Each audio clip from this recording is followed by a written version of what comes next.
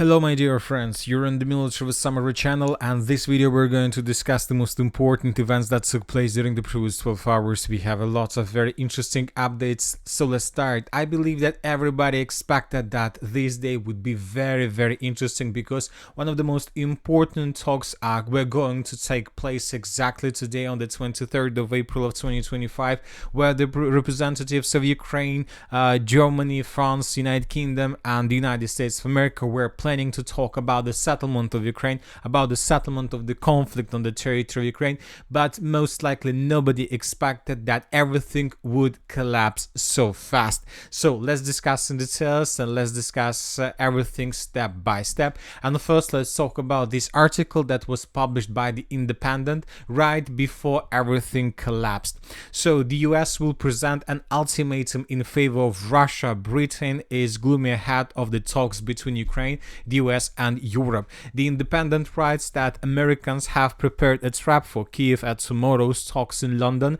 US Secretary of State Marco Rubio is bringing his team of negotiators with him, not for negotiations but to present an ultimatum in favor of Russia. Ukraine will have no choice but to reject proposals to freeze Russia's control over the east.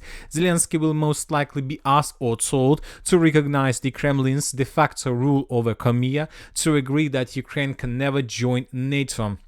This may explain why Zelensky will not come to London on Wednesday. The Independent believes instead the head of the presidential office, Yermak, will go. So all these articles, all these statements, all these things were published right before everything collapsed.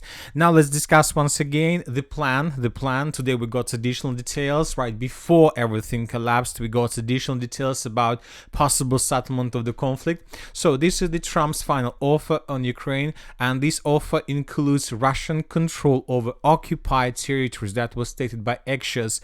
What Russia gets under Trump's plan: de jure recognition of Crimea as Russian, de facto recognition of control over territories occupied by Russia, Ukraine's refusal to join NATO but it can become part of the European Union, lifting sanctions imposed since 2014, cooperation with the United States in energy and industry.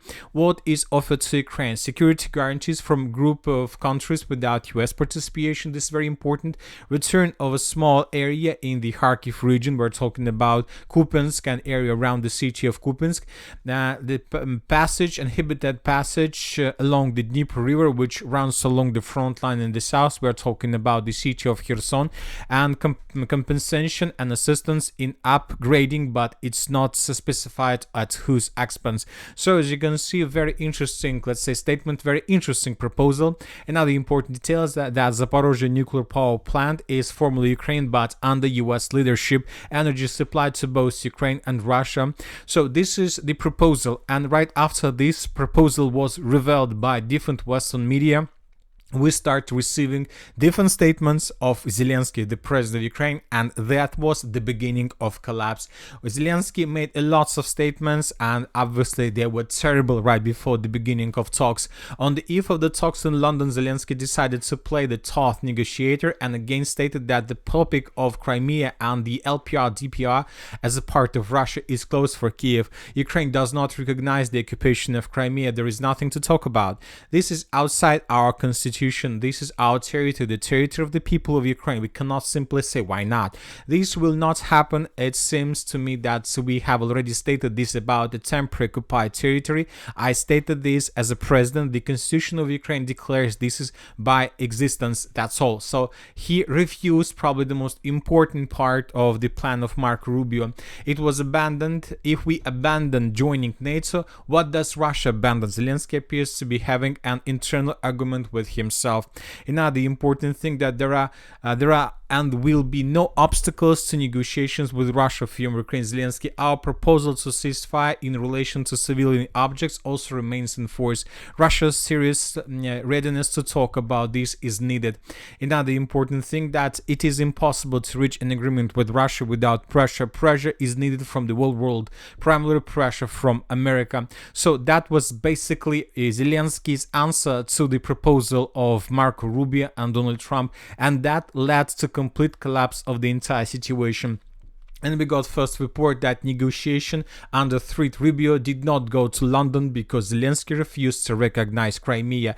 That was stated by CNN. It is noted that this was a key detail of Trump's plan for settlement. At the last meeting in Paris, an American proposal was voiced, which includes demands that Ukraine recognize Crimea as Russia and excludes Ukraine's membership in NATO. However, Zelensky said yesterday that Ukraine does not legally recognize Crimea as Russian. Rubio's refusal to go to London come on the same day that the State Department had already confirmed the trip. Rubio's refusal to go to London is also explained by the fact that Ukraine is only ready to discuss the 30-day ceasefire there and not Trump's broader peace plan. So, and later we start receiving one report after another. And the first report from the European countries was that the foreign ministers of Britain, France, Germany and Ukraine have postponed a meeting in London. Negotiations will be held between officials, so it was something like the drinking of tea or something like this. And later, obviously, when everything collapsed completely, we got statements from United Kingdom and France that they are ready, let's say, for Ukraine to admit that it is has lost control over some of its territories. They believe that in exchange Ukraine should receive reliable security guarantees and greater economical support. So this is the beginning of collapse. Obviously, the United States of America will be forced to leave this negotiation process, which means that the Russians are about to begin another major offensive operation to force Zelensky and Ukraine to accept demands, if not with diplomatic way, then most likely using force. So now let's begin the situation on the ground, and first let's talk about the Sumy direction, where the Russians are about to finish clearing of the territory of Russia itself. So today we have several changes and several important videos. First of all, most likely the Ukrainians during counterattacks managed to restore control over the settlement of Loknya. In this video we can see how the Russians were bombing the positions of the armored forces of Ukraine in the most northern part of the settlement. Based on this video published by the Russian sources, we have adjusted the map. So this is exactly the positions of the armored forces of Ukraine. This territory used to be under control of the Russian Federation and used to be considered as a gray zone. Now we have no doubt that Ukrainians managed to restore control over these territories and to force the Russians to fall back. We got another video from almost the border between the Russian Federation and Ukraine itself. In this video we can see how the Ukrainians were making video. In this video we can see Russian vehicle that were moving towards the positions of the armored forces of Ukraine, and this vehicle was damaged, probably then destroyed. This video took place exactly in this point, and based on this video we came to the conclusion that this huge forest is under complete Russian control. As for the settlement of Gornal, currently there are very heavy clashes for this territory, but the most important thing is that the Russians managed to cross the river of Sol, this one, and now the Russians are still on the territory of the Russian Federation, but on the southern bank of this river, and now the Russians are trying to advance further in the southern direction with the purpose to attack the settlement of Mirolubovka and Miropolye, and most likely the battle for this village is going to start in the very near future.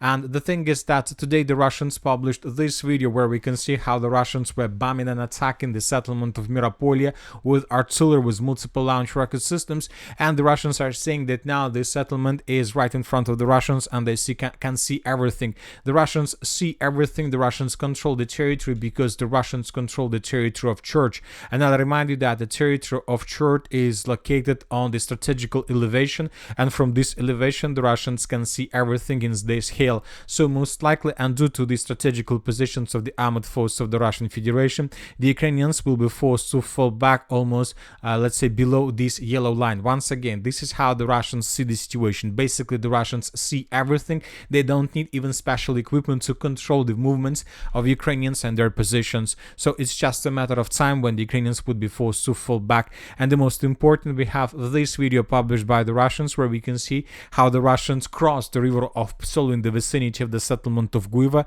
and how the Russians have already begun advancing in the southern directions towards this settlement of Miropolye. Now let's move further and let's discuss the situation in the Kharkiv direction.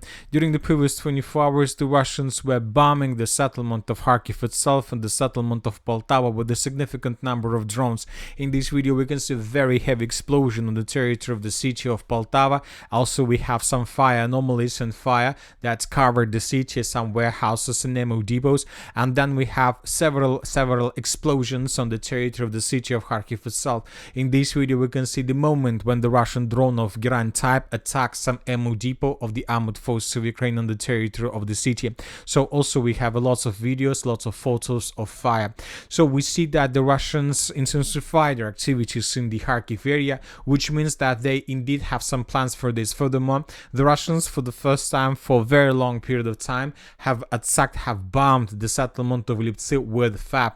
So in this video we can see a very huge explosion on the positions of the armored forces of Ukraine. So we see that the Russians first destroyed logistics in the vicinity of Volchansk. The Russians, the third or fourth day in a row, bomb and attack the settlement of Kharkiv and Poltava, which are located on the same supply chain, and the Russians intensify their activities in the vicinity of Liptsi. Maybe this is the answer to Ukrainian refusal to accept Russian demands.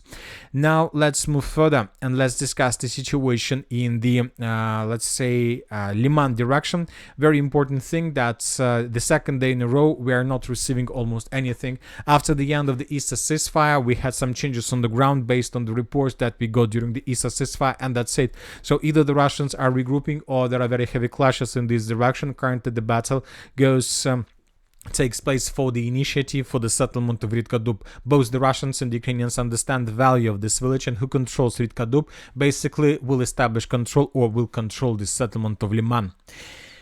Now let's move further and let's discuss the situation in the Konstantinovka direction, where we continue receiving different updates, and today we have very important. So let's start, and first let's talk about the Kliban-Bykska direction, because from this area we got the biggest number of updates, and the most important is that the Russians began offensive operation with the purpose to outflank the settlements of Novospaska and Sherbinovka and to attack them from the west and from the southwest. So this is something like a kind of maneuver that the Russians are trying to, let's say, to carry out, to implement. In this video we can see lots of FPV drone attacks on the positions of the armored forces of the Russian Federation in this stronghold, and based on this video we came to the conclusion that the Russians most likely managed to establish complete control over this territory. All these attacks took place exactly in this area, so the Russians answered these farms and most likely they will continue advancing. So the Russians began their major offensive with the purpose to outflank these villages along the river of Mokry Torets and along the railways, and the Russians from the same positions most likely are planning to attack the settlement of Romanovka with the purpose to get as close as possible to the road N20 and to establish something like complete fire control over this road, with the purpose not to allow Ukrainians to bring additional forces from the city of Konstantinovka in direction of this pocket where the Russians are about to finish their battle. Today, as you can see, another day, and we got another batch of icons with flags, which means that the Russians managed to improve their positions once again. Let's discuss this in details. First, we continue receiving videos and updates from the settlement of Sukhaya Balka. I'll remind you that just yesterday, the Minister of Defense of the Russian Federation reported that the settlement of Sukhaya Balka was completely captured and secured by the Russians. But yesterday, we got just the report of the Minister of Defense of the Russian Federation. As for the beginning of the 23rd of April, as you can see, we also received several geolocations and several videos that confirm the status of this village. The village is under complete Russian control. We have video with the Russian flag in the southern part, and we have video with the Russian flag in the northern part of the settlement. So now we have no doubts that the Russians secured the territory, and now the Russians are trying to advance further in the northwestern direction, and this information today was confirmed both by pro-Ukrainian sources and by neutral sources. As you can see, the Russians, as a result of offensive operation, managed to improve their position significantly, and the Russians continue advancing further. Now the Russians are trying to get as close as possible to the road N20 and to attack the settlement of Romanovka from the south and from the southeast. So we see that the village of Romanovka is being taken in pincers, or the Russians are planning to do this. Furthermore, the Russians, after a very long operational pause, started offensive operation towards the settlement of Stara Mykolaiv. And we have this proof. In this video we can see very heavy artillery preparation. The Russians, as you can see in this video, are reducing the settlement of Stara Mykolaiv Kotil ruins. This is very fresh video that probably took place maybe this early morning or maybe yesterday in the morning, which means that currently there are very heavy clashes, that most likely the first Russian assault troops moved in the direction of the settlement, and there are very heavy clashes already on the outskirts. And this information, by the way, was confirmed already by different neutral mappers. According to information we have, the Russians managed to improve their positions to the south of the settlement and to get as close as possible to the settlement itself. When talking about pro-Russian resources, they reported the first Russian sabotage and reconnaissance group and maybe first Russian stormtroopers entered the southern part of this village. So we believe that Ukrainians will not be able to hold their positions for a very long period of time, and this pocket would be taken by the Russians in the very near future. And the Ukrainians currently try to understand and try to think how to slow down the Russians, at least on the line between the settlements Alexandropol, Zarya and Romanovka. But we believe that due to these, let's say, activities and due to the Russian offensive, we believe that the Ukrainians will not be able to hold their positions for a very long period of time, and the Ukrainians would be forced to fall back to the next defense belt. We're talking about the settlements of Yablunovka, Alexandra, Kalinova. As for this line, most likely the Ukrainians will be able to slow down the Russians, at least for, let's say, maybe even a month, because as you can see, there is like water reservoir to the east of the settlements, and there is water reservoir and water barrier to the west, which means that there is a very, very short corridor for offensive, and obviously the Russians will be forced to use lots of units to break this defense. But if this defense line falls, this is going to be the beginning of complete collapse of Ukrainian positions in the area of Konstantinovka, because this is going to be a straight attack on the southeastern and the western, southwestern and the western part of the city. At the same time, the Russians most likely will attack the same settlement from the east, and of course the Russians will will attack this territory from the southwest. So we see that Ukrainians has less and less chances to save control over this territory. Now let's move further. As for the Pokrovsk direction and almost to the, let's say, South Donetsk direction, we haven't received anything special, just several updates from pro-Ukrainian sources where they confirm that indeed the Russians continue advancing in the fields, and more territories are falling in Russian hands. Probably lots of updates, lots of important updates are coming from the settlement of Batil, where the Ukrainians continue holding their positions. The Russians published lots of videos from this settlement, as you can see, more precisely from the southeastern part. Lots of explosions, lots of FAB strikes, lots of flamethrower strikes, lots of FPV drone attacks, but Ukrainians still hold their lines. The Russians still haven't managed to answer the southeastern part, despite, let's say, hundreds of attempts made in the past during the previous days. And furthermore, we have adjusted the map in the Ukrainian favor. In this video, we can see how the Ukrainians were evacuating destroyed damaged equipment in the southeastern part, probably after clashes, after very heavy clashes between the Russians and the Ukrainians during another attempt to enter the southeastern part. So there are very heavy clashes. Once again, the Ukrainians hold their lines. As for the Zaporozhye direction, nothing special happened during the previous 12 hours. And that's it for the short video on military summary. Channel reminds to condemn any violence in the world. Thank you for your watching. Subscribe to my channel, put your likes, join my Patreon, and have a good day. Bye bye.